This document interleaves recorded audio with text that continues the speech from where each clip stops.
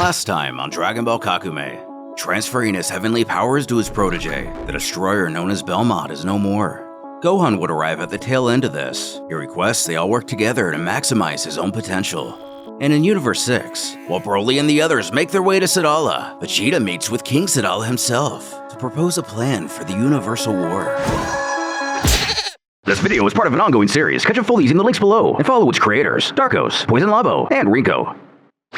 Staring down at the prince, the king tells the young traveler that he heard he comes from literally another universe. Even for himself, that's quite the curiosity. So what's his story? What brings him to this place? But Vegeta grunts he has no time to lose with his stories. He's come here for. Though Sadala interrupts him. Listening to or telling a story is never a waste of time. Is it? He gestures for him to please explain everything to him. So in that case, Vegeta implores the royal to explain this palace of his. He's never seen a structure built in such depth. Who responds there is indeed a reason for that. His people have not always known peace. While he doesn't know about the Saiyans where Vegeta comes from, but here the Saiyans ruled through submission and violence, survival of the fittest. Nothing mattered but strength. He himself was once an illustrious warrior, driven by his own thirst for battle and power.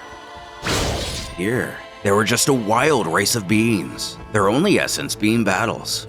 They were completely out of their minds. There were ancestral stories from this planet which refer to them once bearing tails, not unlike those of a monkey. But it seems that by the simple fact they did not use the transformative power they instilled, they would be lost to time. Eventually, the people would become divided. So King Sadala of this era provided, once again, his legitimacy by bringing the whole world together. Even non-fully blooded Saiyans would join them in an interspecies alliance. Because of this interbreeding, they were able to stand up to the most powerful of opponents. In the beginning, he himself was a simple army general adhering to the king's ideals and merely supporting him in his decisions. But through unparalleled loyalty, he was able to rise through the ranks and would be recognized as the right-hand man of their king. The years passed and from battlefield to battlefield, he saw his brothers in arms killed one after another, while his loyalty to the king only grew stronger. He was used to seeing blood, presenting the scar on his face as his witness. But it was one too many. A fiend came about calling himself Gurkhan the Bloody. He was a man who hated the king more than the demons themselves, more than his own demons. He was always the eternal runner-up, always falling short as the king had beaten him time and time again, but sparing his life each time only crushed and maddened Gurkhan more. The release of death was an infinitely better alternative in his eyes. He couldn't bear it. And lucky for him, the current Sadala felt the same. Night and day, the present King Sadala would hunt him, driven by his own hatred. But to his amazement, the relief he so coveted by killing Gurkhan was ultimately an illusion. Shoving his fist into his stomach didn't fill the void he felt. When removing it, he saw nothing but the emptiness of an endless tunnel. This shape, which has been engraved into his memory, gave its shape to the palace which they currently reside, Sadala Palace. Since the previous King Sadala hadn't sired any offspring, and because of his own hierarchical position, his people voted unanimously for he himself to succeed him. Even today, he can't look himself in the mirror without thinking of his fallen brothers. When he came to power, he vowed to perpetrate the ideals of their former king, to put an end to all these childish wars and reunite their camps. The braid he wears, he makes it every morning to remember that oath and stick to it. A Saiyan who fails to stand by their convictions is a usurper. He then tells how he explained all of this because he thinks he knows why Vegeta came here, but his ambitions will be without the Saiyans of planet Sadala, bidding him a goodbye. But just as his farewell leaves his lips, Vegeta scoffs that he's starting to understand. Narrowing his eyes and pointing directly in front of him, he chides King Sadala is afraid of death. Baffled by his visitor's words, he stutters while asking how dare he show such disrespect. At first, our prince merely smirks and stares him down. That's when a few particular memories surface in Vegeta's head. One where he's telling someone that without Frieza around, he'd be able to beat him up. Given his lack of a tail and old armor, likely Kui on Namek. Then the other, after he let Cell reach his perfect form, only to fall miserably to the biological android.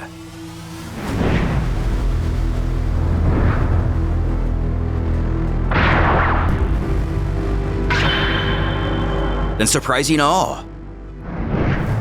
He actually offers a gesture of humility and drops to a knee. Even Caulifla's dumbfounded by this. He utters, "King Sadala, father of Saiyans, I implore you. Whatever we do, thousands will die. It's up to us to act so it's not our own. A king who doesn't keep his promises is a usurper." Later, now on planet Nibiru, Frost seems to be chasing Hit planet to planet begging he help him fulfill his revenge. As this has clearly been going on for a while, we join them mid-conversation, if it could so be called. He begs him to at least teach him something, just one assassination trick. But all of his requests are met with a simple no. Frost then asks how he's gonna make him suffer if he doesn't help him. But Hit tells him to do it himself and let him do his job. When the demon thinks he's got it, the technique he wants to learn is the one Hit's saving, just in case he ever has to make him suffer, right? Which is also met with a simple no. The Frost demon then comes to a stop. Folding his arms, he scoffs he sees now. It's a shame. He had thought they were friends. Hit might need some, by the way. Friends, that is. He's alone all the time. It's depressing. Still not giving an inch, the assassin shrugs this off, uttering, "If you say so." Frost goes on. He claims the two of them aren't so different. He himself knows how it feels to be forced into a mold, which is why his species won't allow itself to be outdone under any circumstance. He insists he's only telling Hit all of this because it almost sounds like he doesn't like his job, even his life perhaps.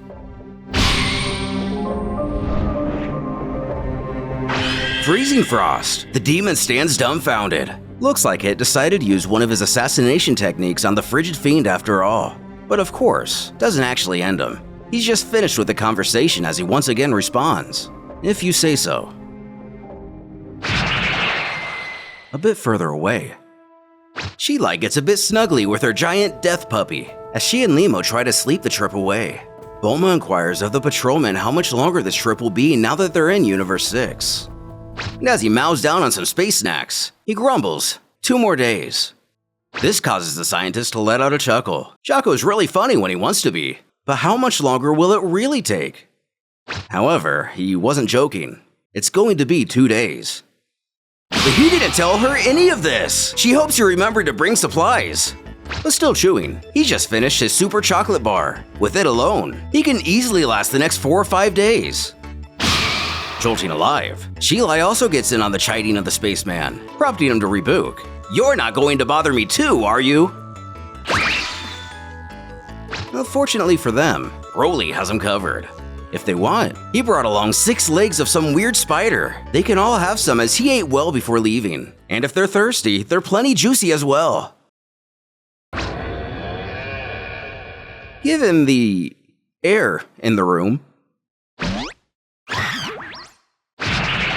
Bulma's just now discovering it's going to be a long journey. Back with Vegeta, one of the robot guards asks if it and the other should act, given their visitor's transgressions. The king himself not looking too happy. He retorts that if someone has to act, it will not be them. He urges Vegeta to continue. He interests him. The prince states the king heard the same thing they all have, so whether he likes it or not, war will take place, referring to the Grand Priest's message to the multiverse. But King Sadala should know that this is not just a civil war between Saiyans. This is his question. What will he do when the enemy enters his land? Welcome them with a white flag? As passive as he wants to be, if he is really one of those whose king he claims to be, his instinct will never allow him to be passive in this. Vegeta can't guarantee that nobody will die, but he swears to make each and every one of them, his own people, worthy of their name. He admits that he might not work miracles, but he'll make sure that all of them can look after their own. Glancing back to Caulifla, he tells all within earshot that there's a lot of hidden potential among them. He's sure about that.